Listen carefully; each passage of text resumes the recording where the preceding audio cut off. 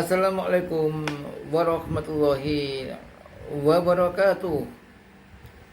Alhamdulillah walladzi arsala rasulahu bil huda wa dinil haqq liyudhhirahu 'ala dini kulli wa kafa billahi syahida.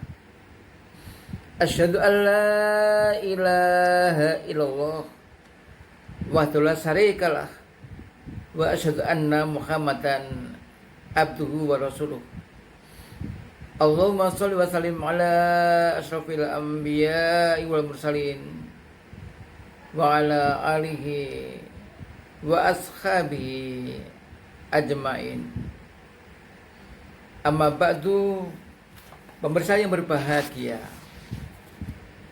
patut kiranya kita bersyukur kepada Allah karena kita telah dapat melaksanakan ibadah puasa yang ke-21. Nikmat, sungguh nikmat kita dapat melaksanakan puasa Ramadan dan amalia-amalia yang pahalanya dilipat gandakan oleh Allah, termasuk puasa itu sendiri yang diberi kekhususan oleh Allah. Allah lah yang akan membalas yang lebih besar dibanding yang lain. Amalan-amalan yang lain ditingkatkan dari 10 bahkan sampai 700. Nah, oleh karena itu, alangkah hebatnya kita menjadi orang yang bersyukur. Alangkah hebatnya kita menjadi orang-orang yang dekat, yang patuh, yang taat kepadanya.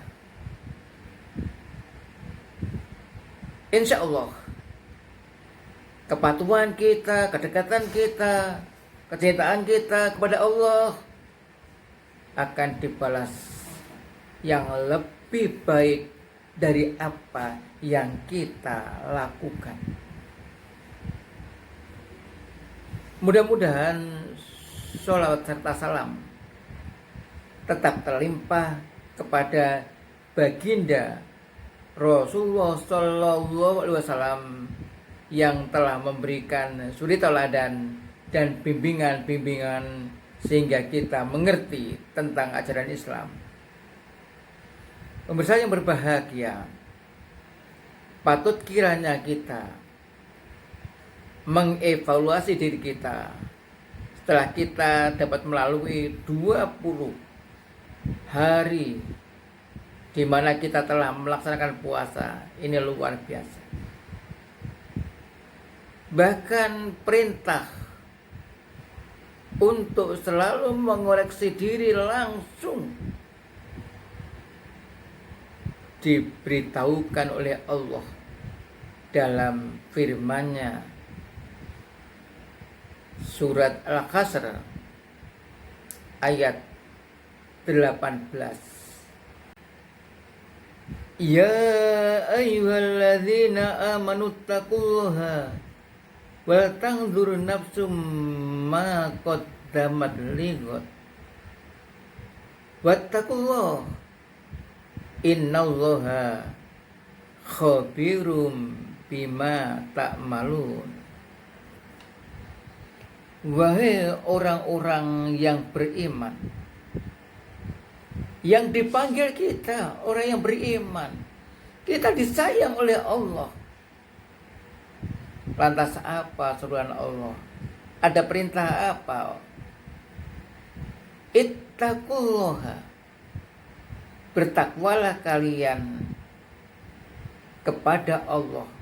Itu artinya setelah kita menyatakan iman, kita harus membuktikan keimanan kita dengan melakukan yang namanya amal soleh.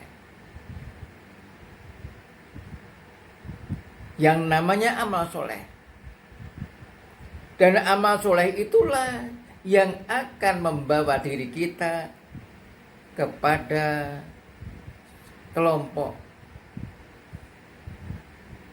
atau lingkaran orang-orang yang bertakwa.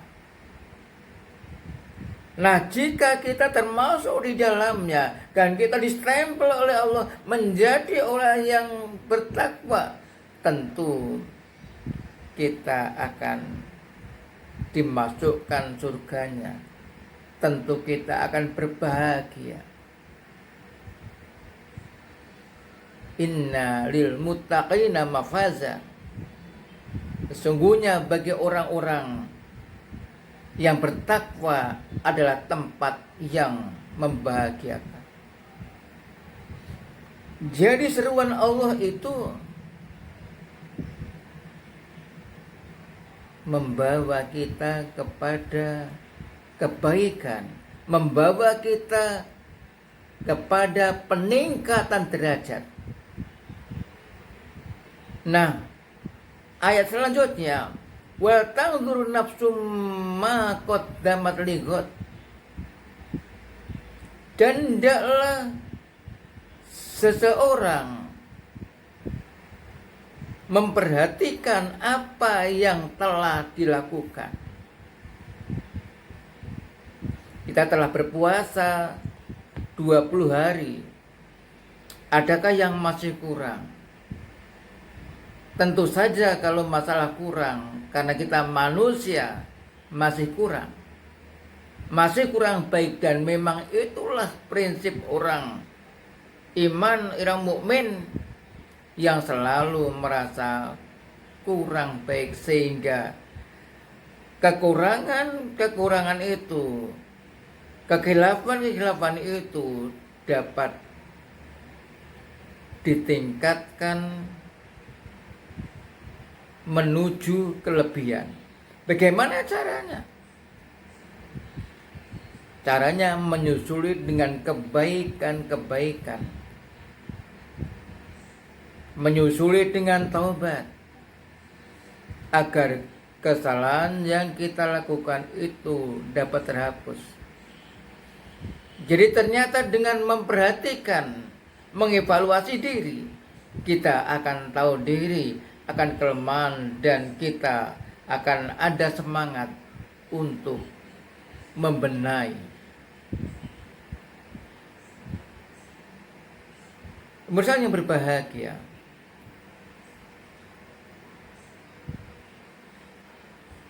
Kita semuanya tentu ingin apa yang kita lakukan itu selalu mendapat ridho Allah Subhanahu wa taala. Nah, di antaranya kita selalu bermuhasabah. Kapan kita bermuhasabah?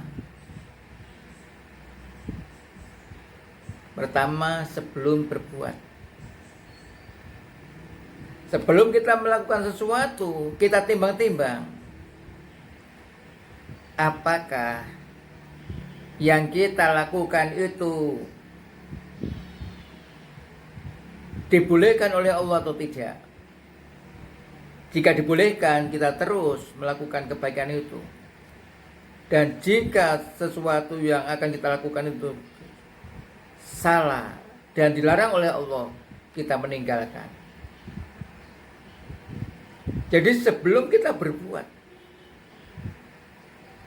kita mengevaluasi dulu apakah